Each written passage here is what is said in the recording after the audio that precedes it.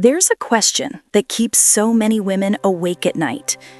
Not should I stay or should I go, but something even heavier.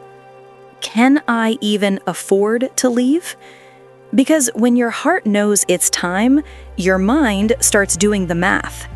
Rent, groceries, insurance, legal fees. It's like your peace has a price tag. And suddenly, freedom feels like a luxury you can't afford. But here's the truth. This fear is valid, and it's common. You are not foolish for worrying about money. You are responsible. And today, we're going to walk through this together. Not with judgment, but with clarity. Because knowledge is power, and power is how you start to rebuild. Facing the financial fear. Let's be honest, divorce isn't just emotional, it's financial surgery. You're dividing one household into two. And for many women, that means a drop in income, an increase in expenses, and a flood of uncertainty. But here's where I want you to take a deep breath, because this isn't the end of your security, it's the start of your independence. When you face your finances head on, when you stop avoiding those bank statements and credit card bills, you take your first real step toward freedom. You're not being cold, you're being courageous. The reality check. Before you take that next step, you need to know where you truly stand. Grab a notebook or open a blank spreadsheet and start with these questions. What's my current income? From all sources. What are my monthly expenses? How much debt do I have? What assets do we share? And what's in my name only? Don't guess. Don't round down. Get real with your numbers. Because you can't plan for freedom if you don't know the cost of it. Many women find this part overwhelming. And that's okay. You're not supposed to know everything right now. This is where you begin to learn. Creating a what-if budget. Now, let's create what I call your what-if budget, a hypothetical look at your life after divorce.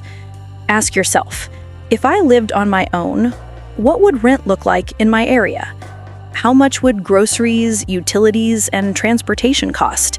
Would I still have health insurance?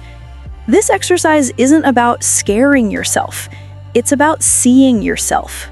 Because the more clearly you see the reality, the more power you have to shape it. Some women realize they can make it work with some adjustments. Others realize they'll need time, maybe a side hustle, maybe extra savings, before making the move. Either way, you're building awareness.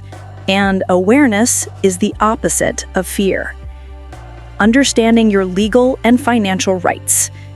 Before you assume you can't afford divorce, understand this. The law doesn't expect one person to walk away empty-handed. You may be entitled to spousal support, alimony, especially if you've been out of the workforce or supported your spouse's career.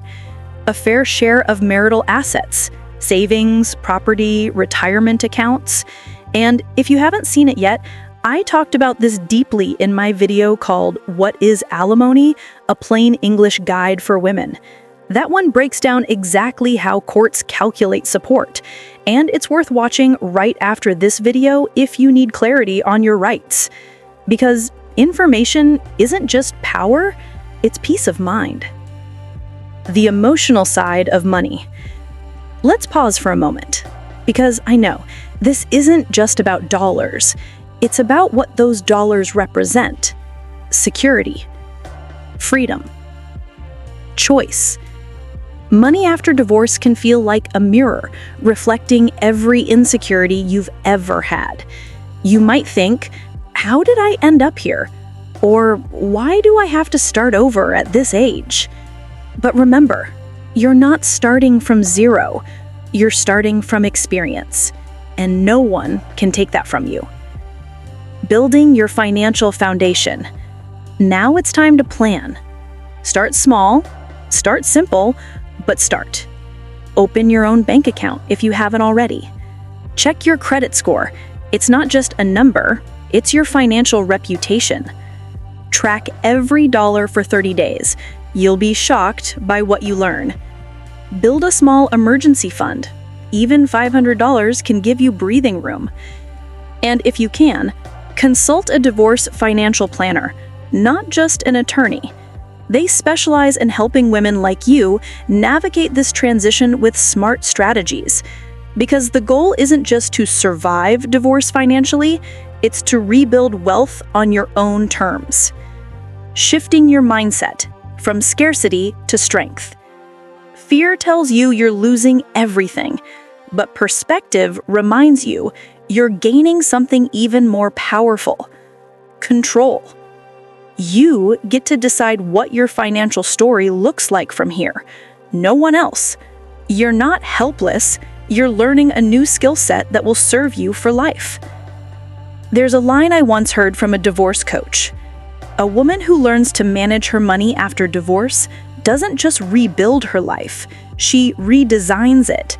And that's exactly what you're doing. Reframing afford.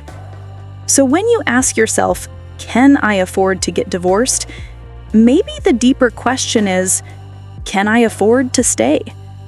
Can you afford the emotional cost of living in a life that feels small? The cost of silencing your truth? The cost of never knowing what you're capable of on your own? Because while financial planning is practical, emotional honesty is priceless. You deserve a life that isn't measured by fear, but by peace. You don't have to figure everything out today. This process takes time, patience, and courage. But every time you open that spreadsheet, make that phone call, or take that step, you're proving something powerful. You are capable of building a secure, independent life. And if you're in that stage where fear still feels louder than freedom, watch my video, The One Thing I Wish I Knew Before My Divorce. It's filled with lessons from women who stood exactly where you are right now and came out stronger, wiser, and freer on the other side. Because the truth is, you can afford to rebuild. You can afford to grow. You can afford yourself.